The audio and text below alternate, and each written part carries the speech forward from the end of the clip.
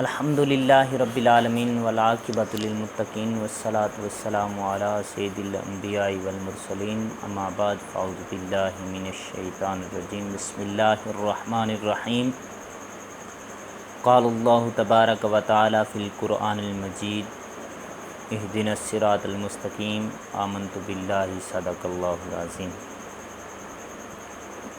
سامعین زید شام، ہمارا موضوع جو کہ چل رہا تھا دنیا اور آخرت کے بارے میں، کہ دنیا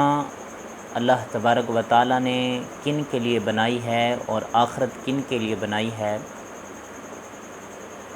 دنیا اللہ تبارک و تعالیٰ نے مومن کے لیے بنائی ہے اور اللہ تبارک و تعالیٰ نے دنیا مومن کے لیے اپنی عبادت کے لیے بنائی ہے، اور آخرت میں اللہ تبارک و تعالیٰ اس مومن کو اس دنیا میں کیے ہوئے کاموں کا حساب کتاب دے گا۔ تو اسی حوالہ سے ہمارے پاس ایک سوال ہے کہ ہم دیکھتے ہیں کہ کچھ لوگ اللہ تبارک و تعالیٰ کو بھلا بیٹھے ہیں، یعنی کہ وہ شخص اللہ تبارک و تعالیٰ کی عبادت نہیں کرتے، نہ ہی نماز پڑھتے ہیں، نہ ہی روزہ رکھتے ہیں، نہ ہی حج ادا کرتے ہیں، نہ ہی زکوٰۃ دیتے ہیں، مگر ان کو دنیا کی ہر چیز میسر ہے۔ اور بہت سے ایسے لوگ ہیں کہ دن رات اللہ تبارک و تعالیٰ کی بارگاہ میں، اللہ تبارک و تعالیٰ کی یاد میں مشغول ہیں، مگر وہ آزمائشوں سے گھرے رہتے ہیں، پریشانیوں سے گھرے رہتے ہیں، فقر و فاقہ، دکھ درد، بیماریاں ان کا پیچھا نہیں چھوڑتی۔ تو یہ کیا وجہ ہے، یہ کیا مسئلہ ہے، تو یہ کیا ہے؟ تو سامعین زید شام، آئیں آپ کو بتاتے ہیں کہ یہ کیا ہے۔ اللہ تبارک و تعالیٰ کی یاد سے غافل لوگوں کو دنیا کی جو فرمانی عطا کی جاتی ہے، اللہ تبارک و تعالیٰ نے ان کو ڈھیل دی ہوتی ہے۔ یہ قرآن مجید کی ایک آیت کریمہ ہے، اس کا ترجمہ ہے، اللہ تبارک و تعالیٰ فرماتا ہے کہ ہم ان کو ڈھیل اس لیے دیتے ہیں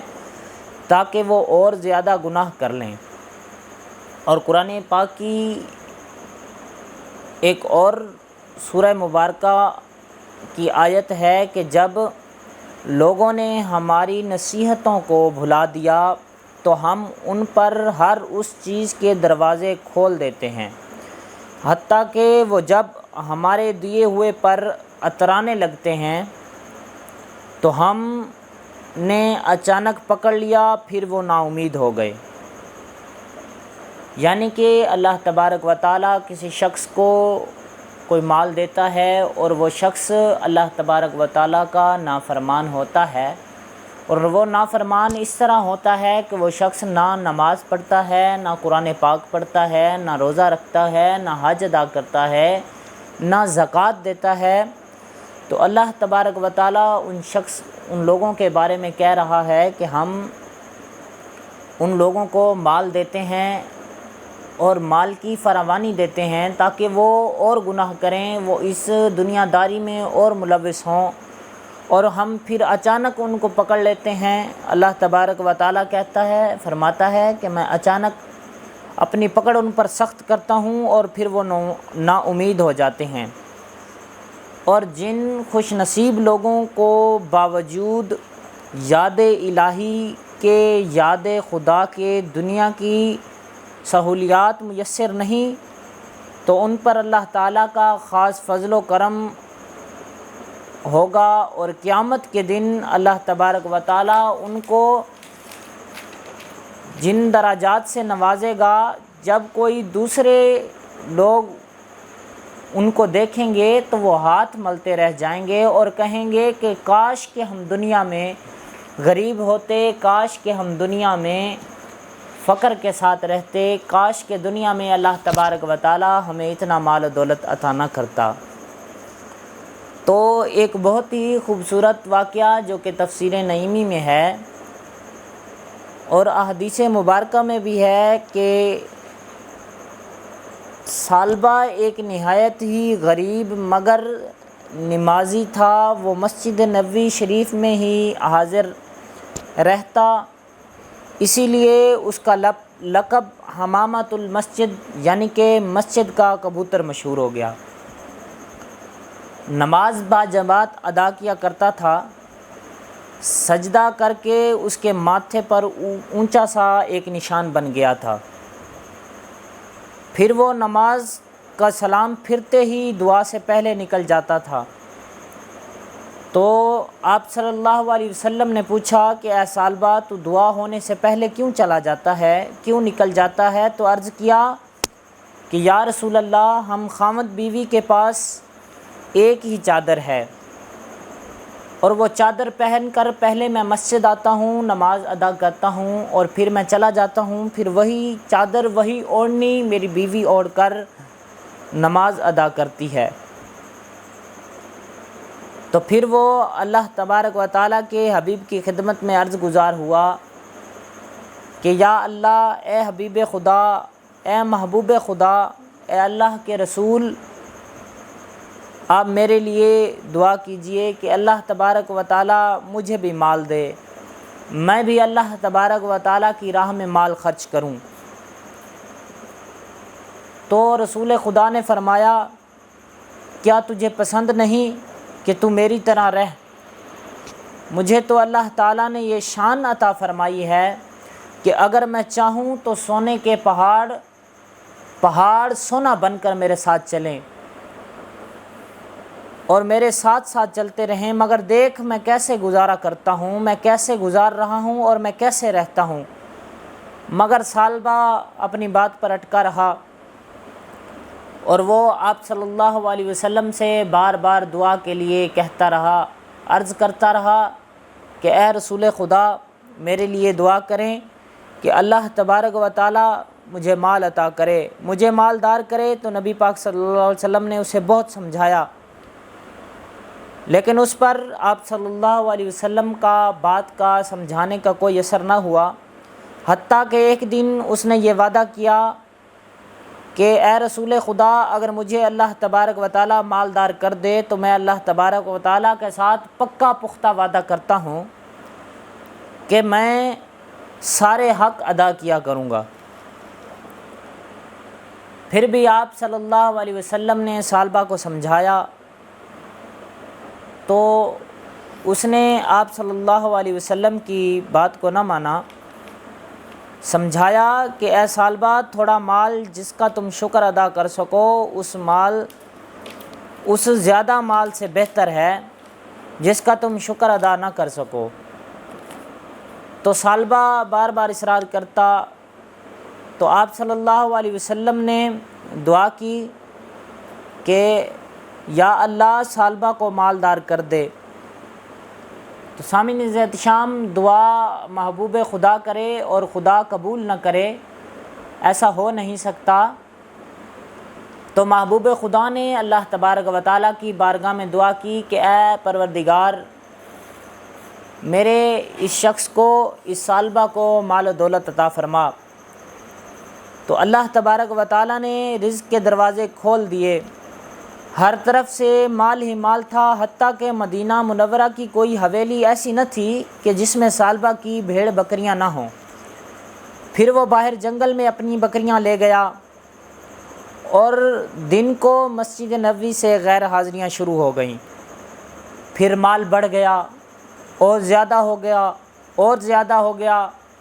اور وہ دور چلا گیا اور اس نے جنگل میں ڈیرے ڈال لیے۔ وہاں گیا تو رات کو بھی غیر حاضر رہنے لگا، اور صرف جمعہ کی نماز پڑھنے کے لیے مسجد نبوی آتا۔ پھر جب اللہ تبارک و تعالیٰ نے زکوٰۃ کا حکم نازل فرمایا تو رسول اللہ صلی اللہ علیہ وسلم نے زکوٰۃ کے احکام لکھوا کر 2 عاملوں کو زکوٰۃ کی وصولی کے لیے بھیجا۔ جب وہ دونوں عامل ثعلبہ کے پاس پہنچے اور فرمایا کہ اے ثعلبہ، یہ فرمان دیکھ اور اس کو دیکھ کر پڑھ، اور پڑھ کر جو محبوب خدا نے فرمان بھیجا ہے اس کے مطابق عمل کر۔ تو ثعلبہ نے فرمان پڑھ کر کہا، یہ تو بڑی زیادتی ہے، تم آگے سے ہو آؤ، میں پھر سوچتا ہوں اس کے بارے میں۔ تو وہ دونوں آگے چلے گئے ایک اور اللہ تبارک و تعالیٰ کے صحابی تھے، اس کے پاس گئے تو انہوں نے ان کو زکوٰۃ کا وہ فرمان دکھایا، تو انہوں نے سب سے اچھی بکری، سب سے خوبصورت بکری زکوٰۃ میں دی۔ اور جب وہ وہاں سے واپس ہو کر ثعلبہ کے پاس پہنچے تو اس نے کہا کہ وہ خط دکھاؤ، میں غور سے پڑھ لوں۔ جب اس نے پڑھ لیا تو پھر ثعلبہ نے یہ کہا کہ یہ تو جزیہ ہے، یعنی کہ کفار کا ٹیکس ہے، کفر کا ٹیکس ہے، تم سمجھ جاؤ، میں سوچ لوں۔ وہ دونوں، تو ثعلبہ نے کہا کہ تم جاؤ، میں سوچ لوں، دوبارہ سوچ لوں کہ کیا کرنا ہے۔ تو وہ دونوں عامل جن کو نبی پاک صلی اللہ علیہ وسلم نے زکوٰۃ لینے کے لیے بھیجا تھا، تو وہ بارگاہ رسالت میں حاضر ہوئے اور حاضر ہو کے عرض کرنے لگے۔ ابھی انہوں نے عرض کیا ہی نہیں تھا تو اللہ تبارک و تعالیٰ نے فرمایا، اللہ تبارک و تعالیٰ کے حبیب نے فرمایا کہ ثعلبہ تباہ ہو گیا، ثعلبہ برباد ہو گیا، اور جو دوسرے صحابی تھے اس کے لیے اللہ تبارک و تعالیٰ نے ایک قرآن مجید کی آیت نازل فرما دی کہ کچھ لوگ وہ ہیں جنہوں نے اللہ تبارک و تعالیٰ سے وعدہ کیا کہ اگر اللہ تبارک و تعالیٰ ہمیں اپنے فضل سے مال دے تو ہم دل کھول کر صدقہ خیرات کریں گے، اس سے زکوٰۃ ادا کریں گے اور ضرور نیکوکاروں میں سے ہوں گے۔ اور پھر جب اللہ تبارک و تعالیٰ نے اپنے فضل سے مال دیا تو وہ بخل بن گئے، یعنی کہ بخیل بن گئے اور اعراض کرتے ہوئے پھر گئے، اور ان کی اس وعدہ خلافی اور جھوٹ کی وجہ سے ان کے دل میں قیامت کے دن اللہ تبارک و تعالیٰ نفاق پیدا ہو گیا، یعنی کہ قیامت کے دن تک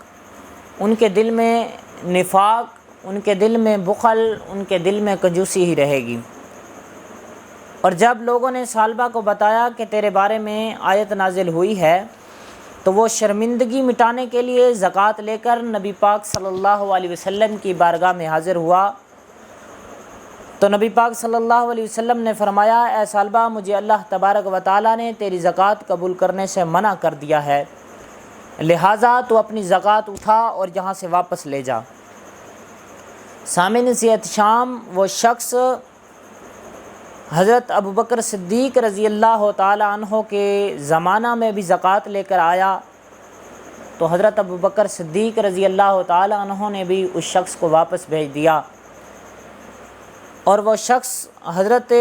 عثمان غنی کے دور میں اور حضرت عمر فاروق کے دور میں بھی آیا،